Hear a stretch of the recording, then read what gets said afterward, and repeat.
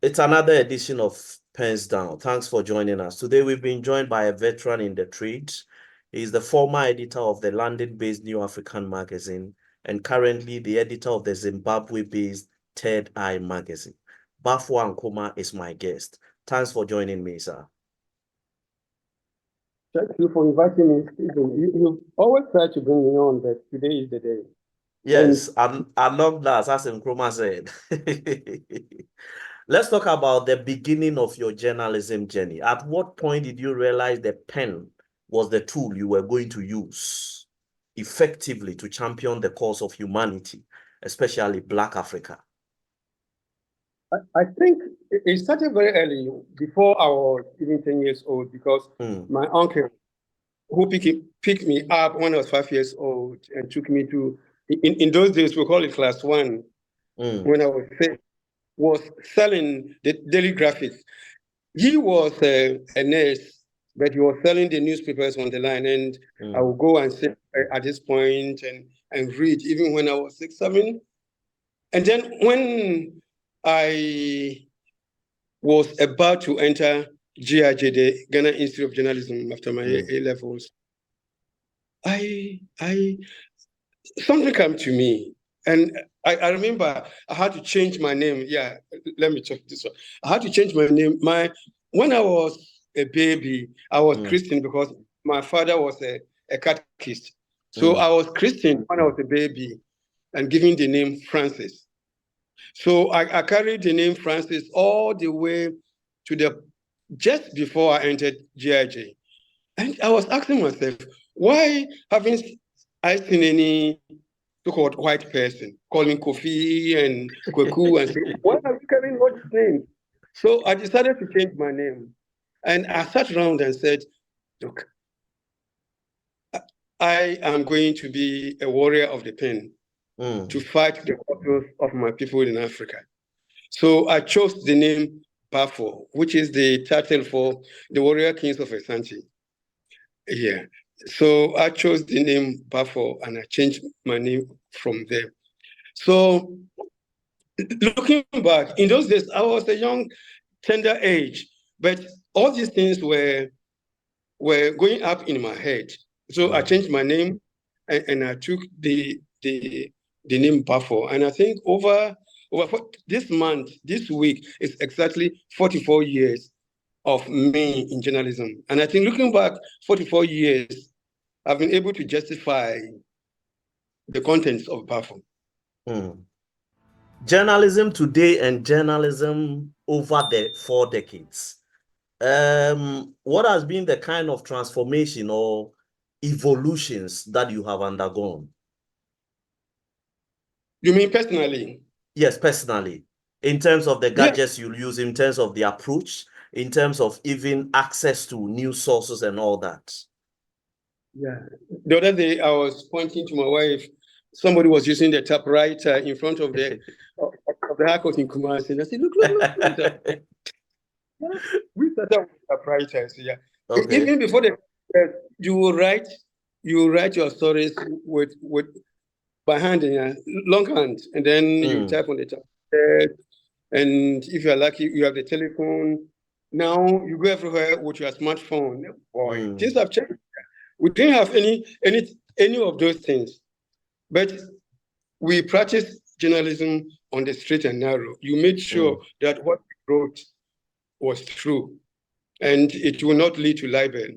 The difference today, where you have all these gadgets, you can do your prompt broadcasting from anywhere, you can edit from anywhere, and you have the social media, and you have your smartphones, and you have your iPads, and all these things we didn't have.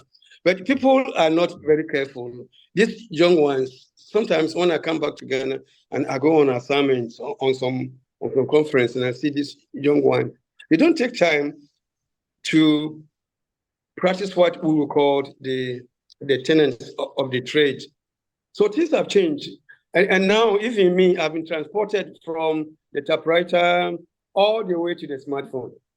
So a lot has gone on during these 44 years. Social media.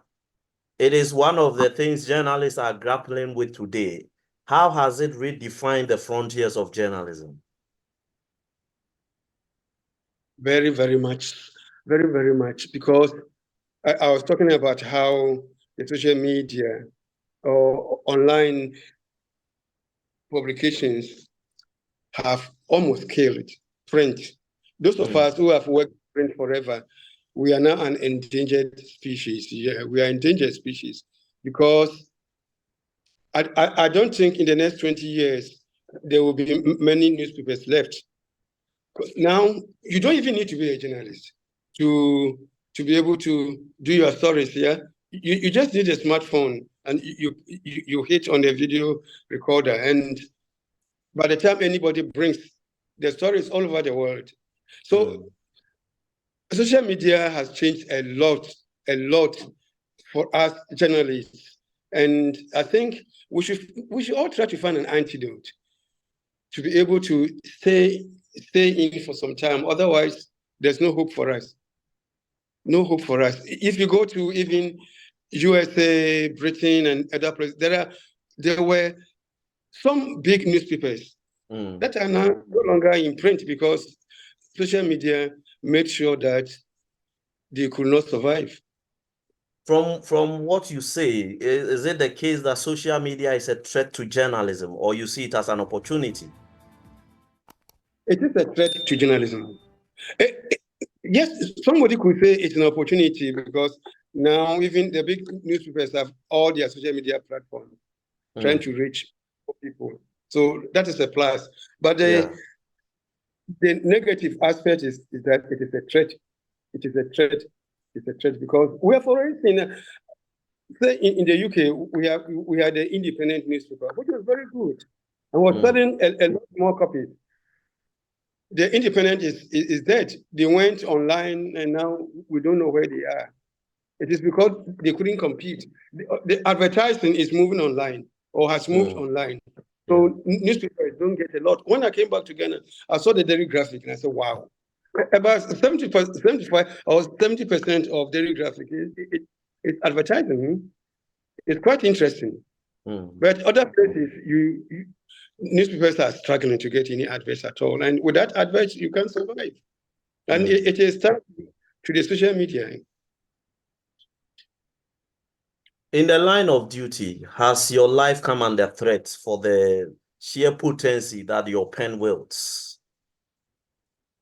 In Ghana, yes, but in the UK, no.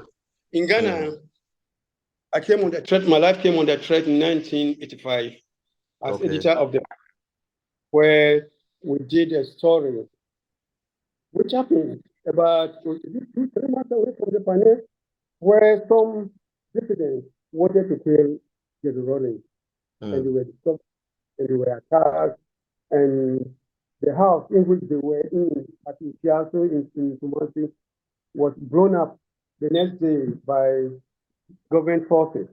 So we couldn't ignore the story. Interestingly, none of the newspapers at the time in Ghana, Graphic, Times, all of those did not run the story. Even at the time, I think it was, we had only GBC Radio 1 and 2, they didn't run the story. But we ran 3 stories out of it in that week, and then we were arrested. We heard later that there was a Paris Club meeting on Ghana coming on, and the government, at the time, the PNDP government did not want any news of instability in the country. But we're not told. If we're told, maybe we will not run the story. So they arrested us, brought us to Gunda Barracks. They beat us, me and the news editor, beat us very well throughout the day. We shaved our head. At the time, I had bushy hair, not like this.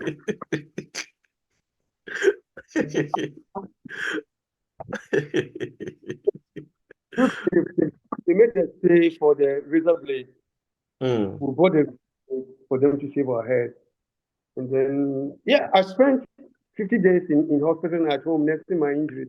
Because there was Staff Sergeant Chikata. I don't know whether he's still alive. I would like to meet him one of these days if he's well. At the time, he was a Staff Sergeant. He beat us well. This time, my right eye was swollen tight in my in my trousers.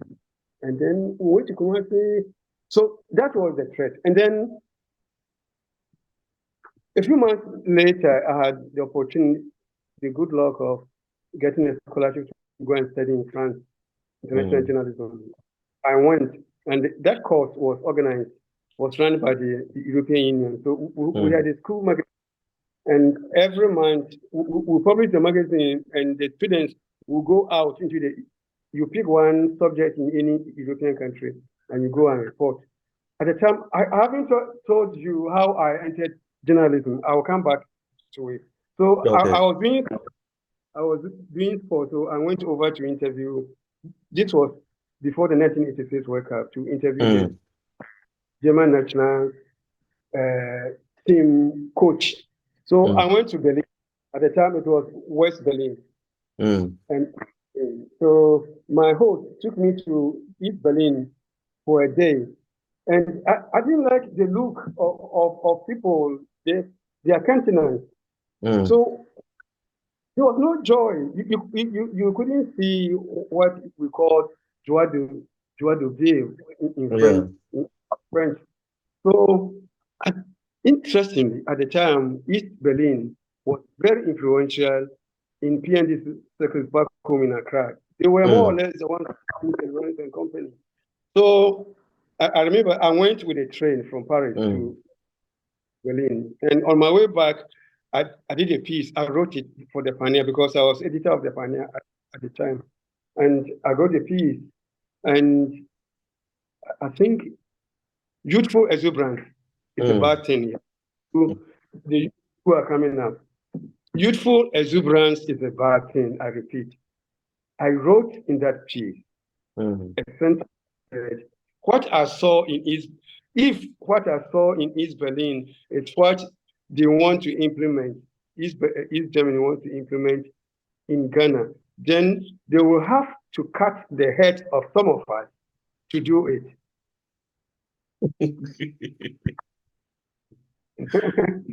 Anytime I take the piece, I say that, what? Did I write that?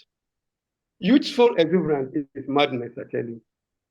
Today, with my experience and with 44 years of experience, I wouldn't write any such thing. So I was really daring them. And when I came back home, they were going to arrest me again. So I had to leave. That's how I ended up in the UK. You've done a considerable part of your journalism life in the UK, rising through the ranks at the New African magazine, coordinating the works of correspondents across Africa. Some of these correspondents, I am sure, are not people you have personal relationship with.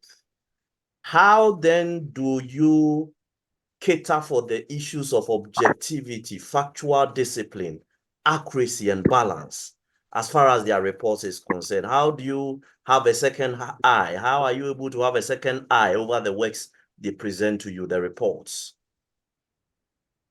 Yeah. We had one issue of libel. When was it? There was a correspondent in Ghana called Makafani who filed a story about Captain Chikata and some other things.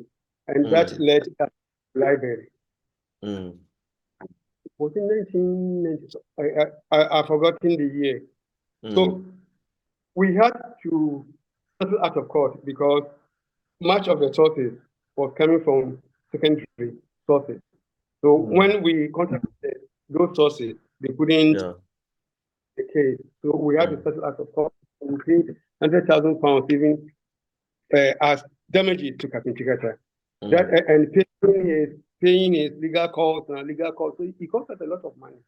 And that experience made us sit up to say every story we are going to open our eyes and look at everywhere. If anything could take us into libel, we make sure we do not print it. So it became second nature for me as the editor to be always making sure that nothing that the correspondent sent will lead to libel. And while we succeeded in not getting in libel again, In all my 26 years at the New African, that one piece that came from Ghana was the one that led, that was the only label case we had in 26 years that I was there. Does journalism pay? Journalism pay, maybe those of you who have stayed in Africa will say, no, it doesn't pay because we don't get much, conditions are poor. But for me, who went to the UK, I would say, if I look at my personal sense, my antecedents, my grandparents come from a small place in the western region of Ghana, and I had opportunity because these people wanted to arrest me to go into the diaspora and work from there. And journalism was able to take me to about 150 of the 192, 196 UN member countries, all paid for.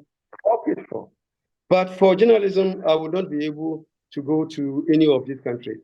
And when they're traveling, it's something that is very necessary for a journalist, because you go, you see things by your own eyes, you see fresh ideas, so it improves your writing. And apart from even traveling, the working conditions, remuneration, far better. The journalists who worked with the New York Times, say, or the Guardian, or the Times, and they get good pay. So it pays. It pays. In Africa, you guys will say, no, it doesn't pay. It doesn't pay. I know, because I started from there. But it does pay. It does pay. If I should come back again in another incarnation, I'll say do journalism. Maybe not based in Africa.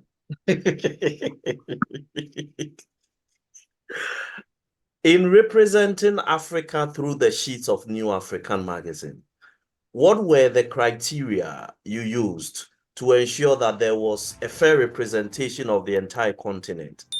Were certain countries given premium over others, priority over others, or it was purely based on relevance of the story without necessarily having to look at this country is a preferred this thing because of this or that? What were some of the variables you considered in representing Africa through the sheets of New African in every publication? Yes, we tried to broaden our coverage to cover a lot more countries, because our focus was on the entirety of the continent.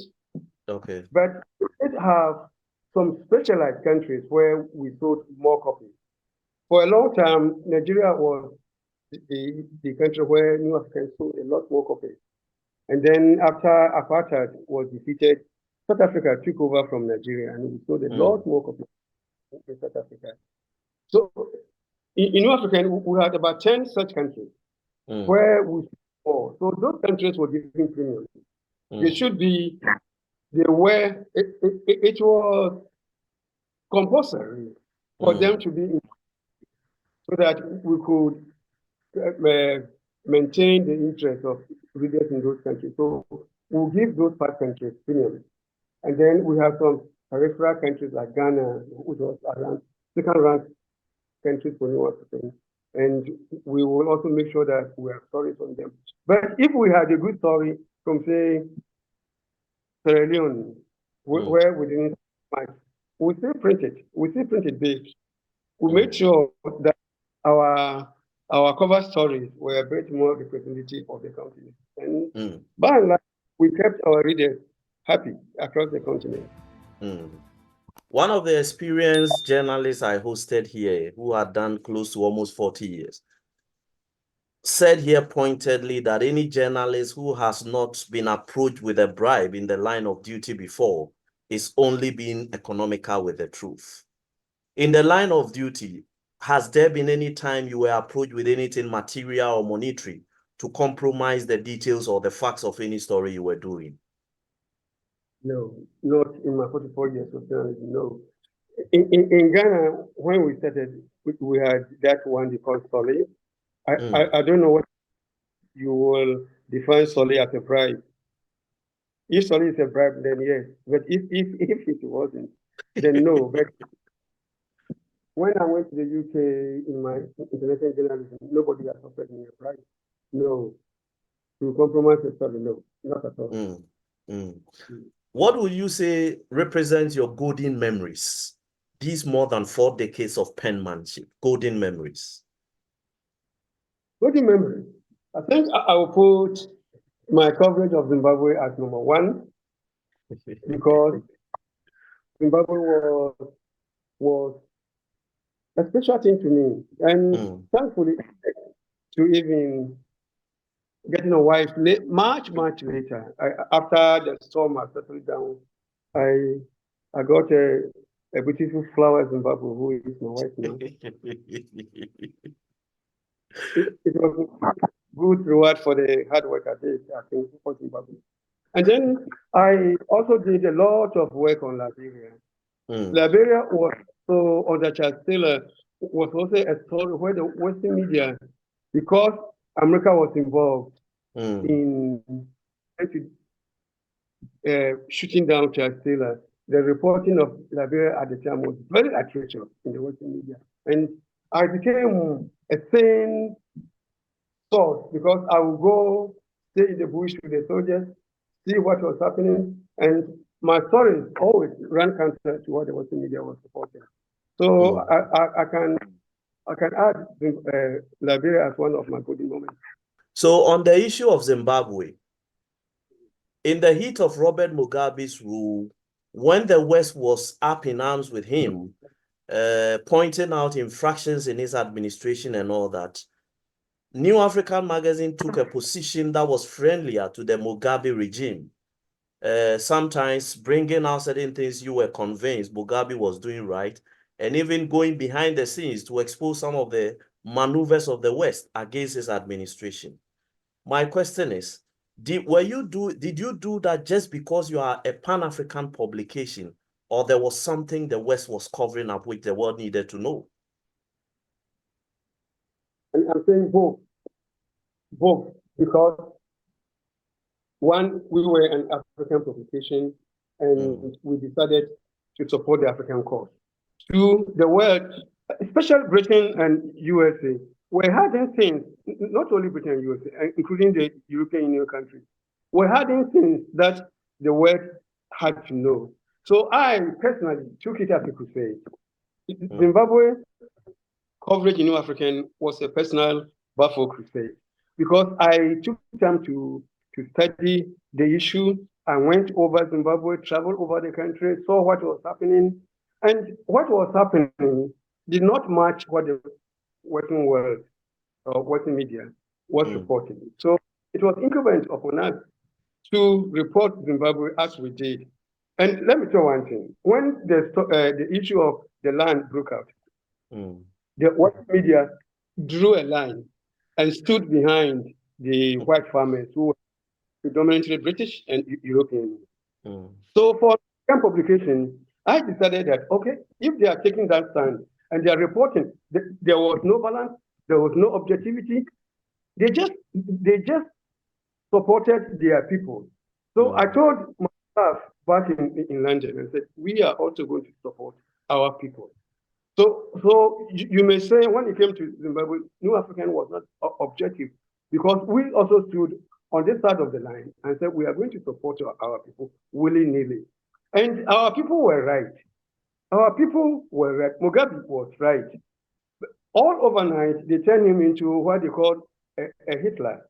But before the land issue came out, Mugabe was their darling boy because they wanted to turn his head around. And they actually succeeded in turning his head around, not to look at the land issue.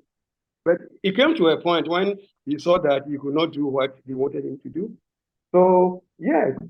So, one, we were an African publication that needed to support an African cause, a good African cause. And also, secondly, there was a lot of things happening that the West was trying to cover up. And in the process, I became the sounding board when the British media, like Sky News did very well because they will report from the British point of view And then they will want a bit of balance. So they will call me over to the studio to come and put the African point of view, the Baffour point of view. So there was a lot more balance on Sky News than say BBC. BBC is just one way, and sometimes when we think it is the epitome of fair journalism, you shake your hand and say, these guys, they are pulling the wool over the eyes. Let me put you on the spot. You mentioned Solly. It's still a practice in journalism in Ghana today, but opinions are divided as to what really it means. From your own angle, I know you have been out of the system for quite a while, but Solly, I mean, during the time you were within Ghana practicing, what is your take on Solly? Is it an inducement, a Pentecostal handshake, or just one for the road? What is a Pentecostal handshake, Stephen? That is a thank you for a job well done. The first time I've heard it is a Pentecostal handshake. Why it is prevalent is that the conditions in which journalists work in Africa, in Ghana, conditions are not good. You need to cater, because your pay will not go for 2 weeks. So you need to cater for the extra 2 weeks. And Pentecostal handshakes then become necessary for you to survive. But I'll give you an example. Yes. I'll give you an example. I went on assignment one day in Liberia.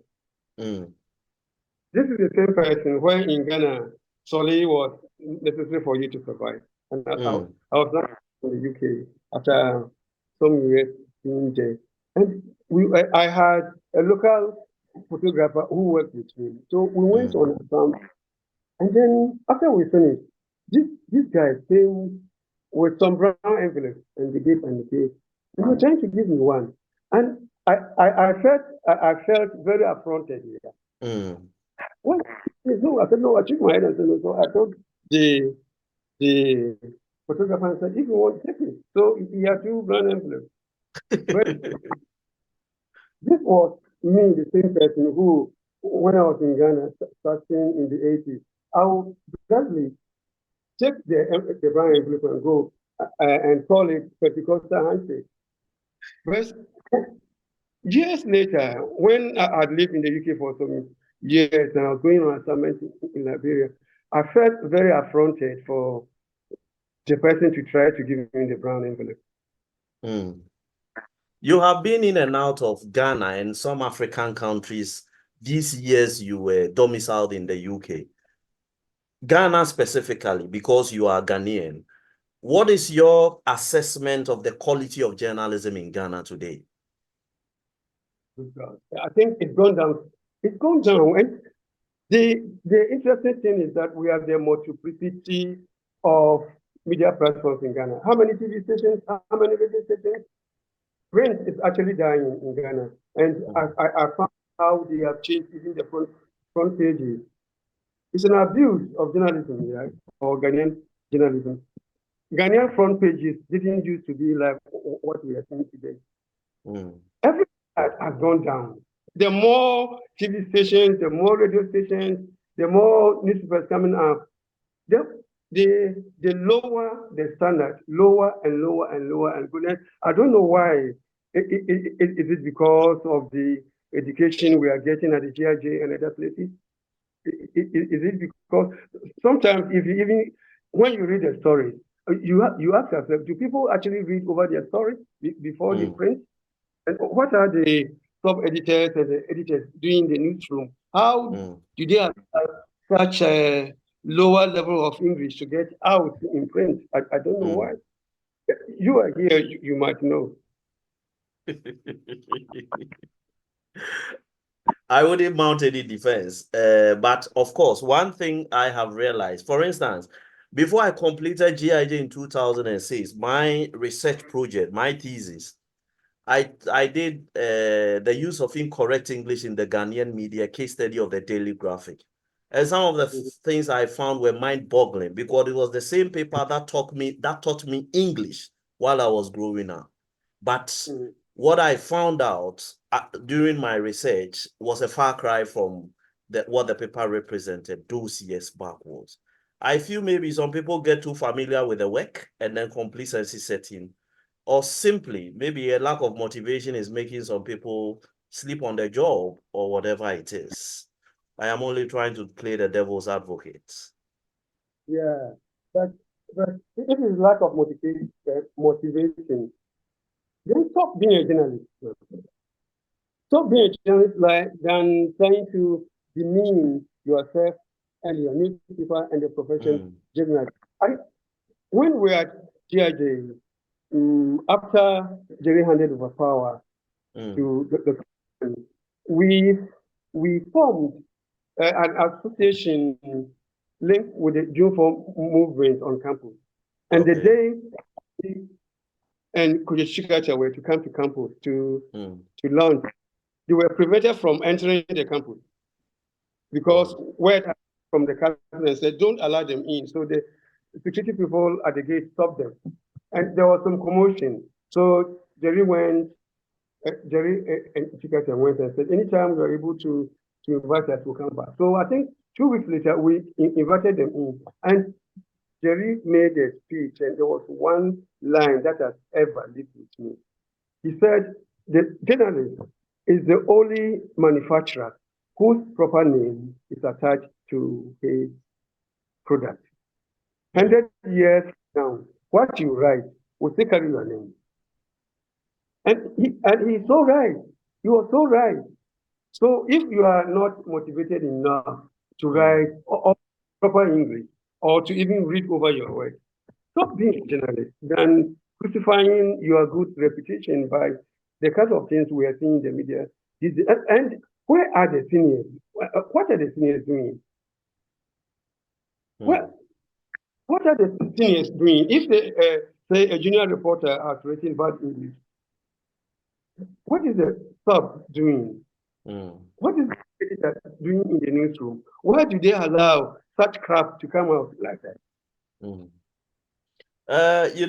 One thing I have realized over the years is this. I am not too old in this craft, so I wouldn't assume omniscient status. But one thing I've realized is that maybe during your time, the rise through the ranks was purely meritorious. These days, other things than merit tend to define who gets what. So sometimes a complete square peg is in a round hole, and every other person has to kowtow to their demands, whether good or bad. So these are some of the, even political maneuverings. Politicians sometimes, especially for some of the media houses where they can manipulate, sometimes they want their favorite to be in certain positions so that they can edit the stories from their boardrooms, quote unquote. These are some of the issues that are militating against the quality of journalism down here, actually. Yeah.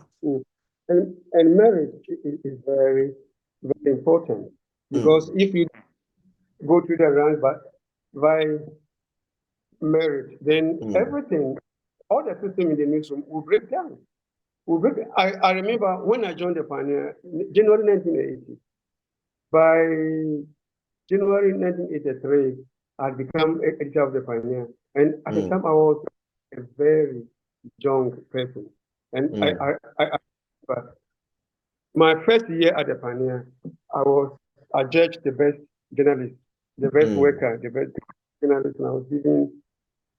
At the time, 1,000 CDs was part of the award. 1,000 was a lot of money. It was about 4 months here, and he gave me a certificate to say you are the best journalist and worker here, my first year. And I worked hard, but the third year, the editor then got into some trouble, and our deputy editor, who was the sports editor, was also retiring. He went to the MD and told him that Baffour should be the editor, even though there were senior people in front of me. And I had worked there for not quite 3 years. But the merit, because of the work I did, even the MD came and said, Baffour, Mr. Jima wants you to be the editor here. So go home and write today your application letter and bring it tomorrow. The board is meeting and you start on it. I said, you should be editor. No, I took my hand and said, so I went home, wrote my letter, brought to the board, and they just went on because 3 years had shown enough merit for them to hand over to me. And I think even though I was frightened initially because it was a very hot seat. And remember, 1980 was one of the bad years of the industry, where they were doing anything to anybody who stood in their way. But thank God, I was to stay there for 2 more years, 85, before they got me. Yeah. So it is very, very important. And I think people should be promoted on merit so that the newsroom will be more sanitized than what we are seeing these days. Political ownership of the media. We have politicians that own top big media establishments across Africa. In fact, in Nigeria, the certain president of Nigeria is the owner of the nation newspapers and also TVC television. There are several others all over the continent. Does it bode something negative? Are we sitting on a time bomb or there's no cause for alarm? There's cause for alarm because he who pays the piper calls the tune. And politicians are always looking for good stories for themselves. So if they own the media and occupy a large space in the terrain, that's bad news. That's bad news. How do you attack your boss if he puts $1 million in his pocket? You can't. You can't. So I think for sanity to prevail, politicians should not be in the media space at all. They should not. They should not. Business people should be the ones who should be there. But even business people at times get bought in. So we are in a dicey position. Are you doing journalism for life? You seem to be waxing stronger and stronger with quote unquote no end in sight. Is it till death do you part? It is till death do you part. I like that. Wow, what a retirement. There's no time that I can even rest. Even on holiday, you still have to separate your laptop and working.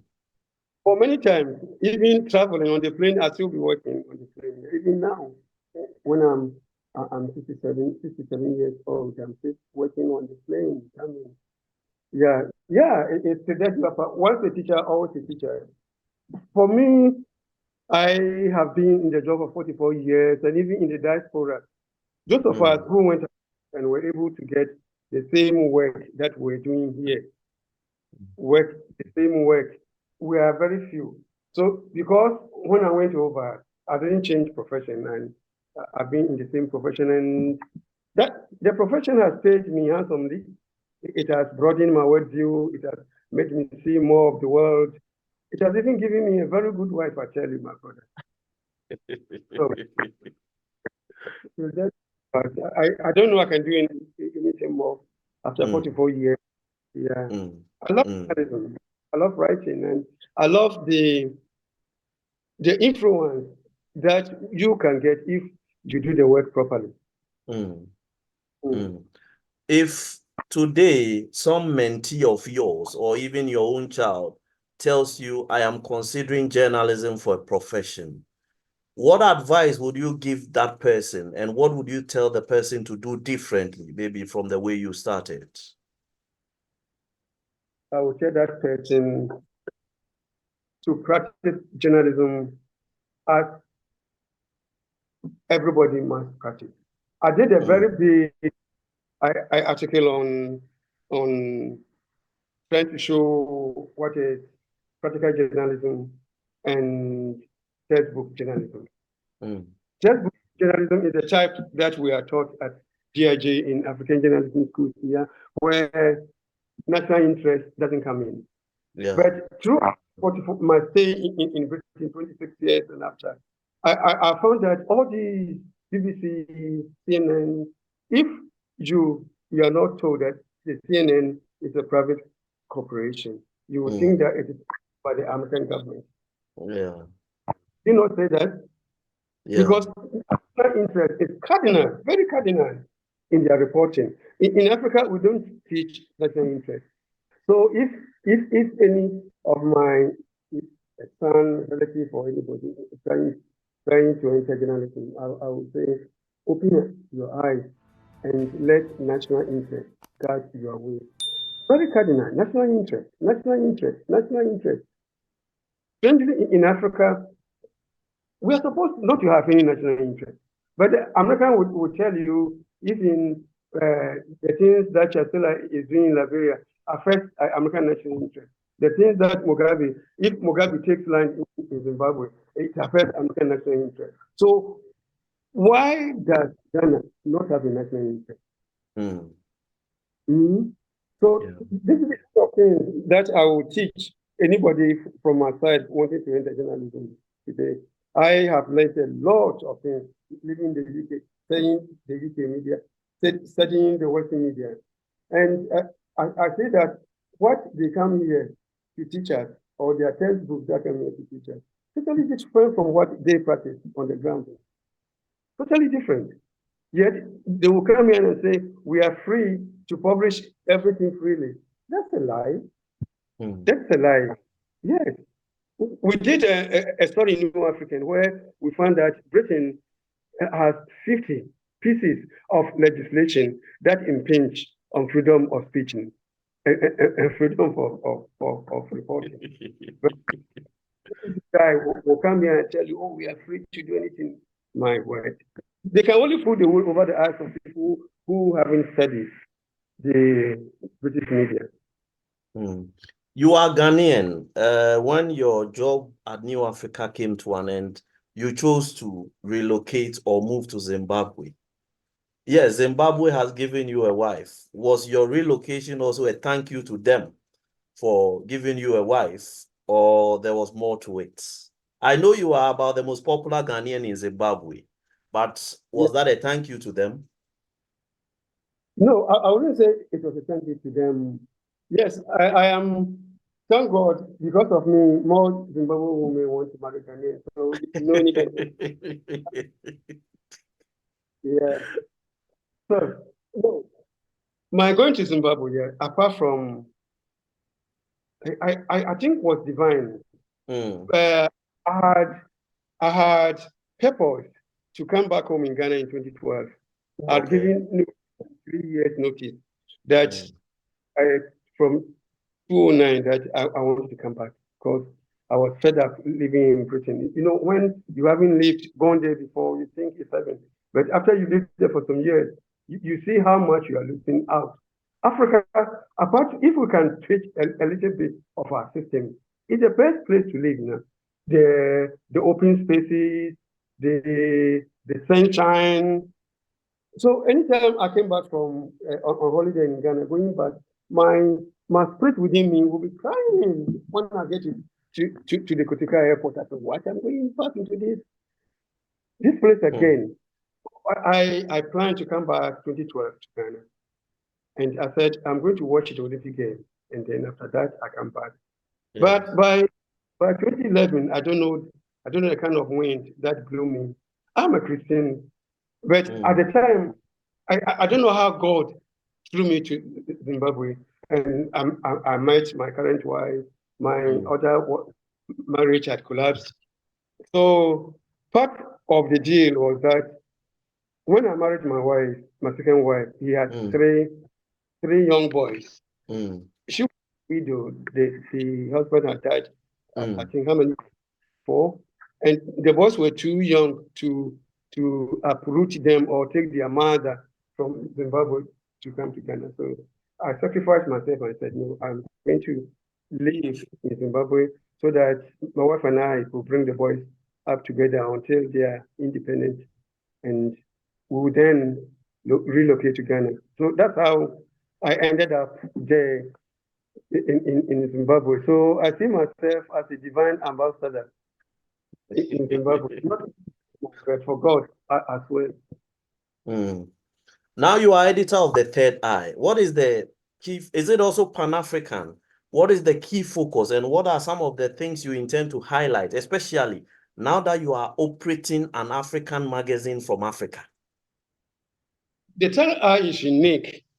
The concept came from the current president of Zimbabwe, Okay. who many people will not think he is Pan-Africanist, but he is. He said Pan-Africanism is dying. African marches dying. African causes not being pursued with vigor. So he came up and said, no, we should have a magazine that will do all three. We pursue African causes, fight African causes,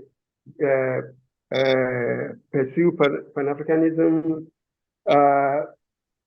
but for Africa where necessary, let become educational for Africans. So the cover is very deep, very deep. We cover stories in very deep detail. So we take an African cause and then we cover it into. It could go on for 20 pages, 25 pages. I remember it I did on the media, went on to about 65 pages, all angles, to make it educational so that, you know, in many countries, they are struggling with textbooks in tertiary institutions. So we are trying to fill the gap also, so that if a student in uni picks up the Third Eye and know about if Christopher Columbus discovered America, we would say Africans had been in the Americas 3,000 years before Columbus' great-great-great-grandfathers were born. So we'll do that topic to death in detail that students in universities could use for their theses, for their classes, and all that. So that is the focus of the Third Eye. And I'm happy it's starting with me. So I want to lay the groundwork so that even if I'm not there, anybody who comes after me as editor will be able to carry on the work. And we want it to be like New African, going to the places where New African is not going. We've had 1 year now, and the responses in Southern Africa, because distribution has been more in Southern Africa, responses have been very, very good. Very, very good. Yeah. My last two questions. First of all, do you have any plans of writing a book on how to practice journalism? I mean, of more than 4 decades, you make you a working journalism practice, more or less, the best of it. Yes, this piece I did, the one that I said went over 55 pages. Yes. I intend to make it a textbook for African journalism. Okay. I only need to add a few chapters, and it's good for the goal. So yes. And I have one big book on Mugabe that I don't know. I started 4 years ago, and each time I want to finish, something comes across, and I put it in the fridge for some time. But I'm going to finish it this year. Okay. My last question: who is your mentor in journalism? Wow, that's a big question. Who is my mentor in journalism? I think, and he passed away. Was it last week or the week before? John Pilger. John Pilger. I admire John Pilger's courage. He is a man that John Pilger. There was one guy at the Independent, Robert Fisk. Yes, people really encouraged me. They were Westerners, but they did not practice the kind of journalism most Western journalists do. They stood out, and they will always look behind the wall to see what is there. So their journalism was super A. So yes, Pilger, Robert Fisk, and who else? Yeah, John Pilger, yes. Sadly, he passed away, I think 2 weeks ago. He is a great loss, John Pilger. Mm. Thank you for this conversation, sir. Truly honored and grateful. It's been long in coming, but I think it was worth the wait. Yes, yes, and thank you for pushing me all the time, encouraging me to come. Some of us, you know, writers are very shy. Yeah? I will be writing the third eye when you are looking for a photograph of writer. Very difficult to find. Like saying, Ankomah, who is also one of my mentors. Yes. It's hard to find a photograph of Ankomah, even on Google. Yes. So thank you for encouraging me to come on. Maybe for posterity's sake, one day when I'm lying in my grave, somebody will look at the video and say, this guy Mm. was once a journalist in our country. Yeah, thank you. Mm. And good work you are doing, Steve. You have done well for chronicling the life of all of us. I'm grateful, sir. Right. Thanks a lot for joining us. This has been Pens Down. Here, we talk journalism journeys.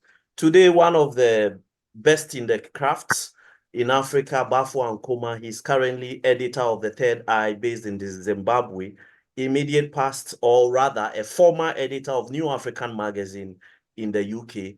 He was our guest today, and he shared his thoughts about the journey and also touched on a few media matters as we posed to him. We'll be back next time with another edition, and we'll have another colleague join us. We'll still be talking their journalism journey. Thanks for now, and bye.